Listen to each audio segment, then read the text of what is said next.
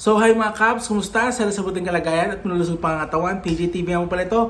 Kung hindi ka pa naka-follow, naka-subscribe, ano pang hinihintay mo? Subscribe, follow my YouTube channel, Facebook page, TikTok account, at i-like and share. Tara, umpisa na natin topic, ang video. Let's go! Hey mga Kabs, eto na naman tayo. Mayroon nakakagulat ha. Hindi ko alam kung bakit o kung totoo man ito kasi nagulat talaga ako. May issue at pwedeng kasuhan. Baka kinasuhan na nga si Mayor Vico Soto patungkol doon sa kung ano-ano mga kinakaso sa kanya. Eh, mayroon pa ngayon na ito yung sa PWD ramp na naghalagang 6 million. Dalawa yun, so nasa 3 million each yun. Issue yun kasi ngayon kasi kung makikita yung picture, tingnan nyo, ito yung picture, pakita ko sa inyo worth 3 million each ba ito? Ang ganitong itsura ng ramp, ng PWD ramp, 3 million na abutin. Tingin nyo, comment down below, huwag nyo akong niloloko dyan.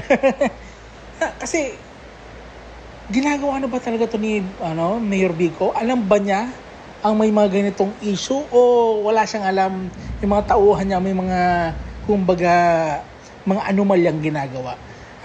Kailangan talaga ito malaman ng taong bayan. Kasi, 6 million, tingnan mo yung itsura noon, worth it ba na 6 million yon? Ako, para sa akin, hindi aabot ng 6 million yon. Imposible. Imposible 6 million yon.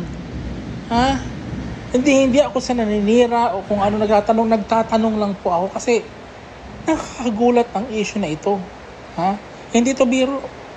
PWD ramp na worth 6 million 6 million yung dalawa, bali 3 million. Tapos ganito, ang itsura lamang.